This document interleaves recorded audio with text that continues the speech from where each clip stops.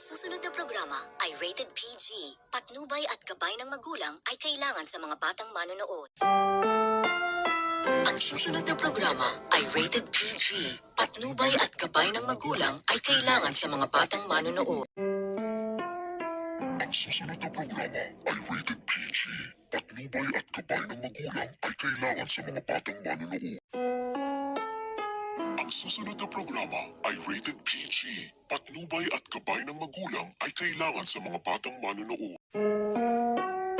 Ang susunod na programa ay rated PG. Patnubay at gabay ng magulang ay kailangan sa mga batang manonood. Ang susunod na programa ay rated PG.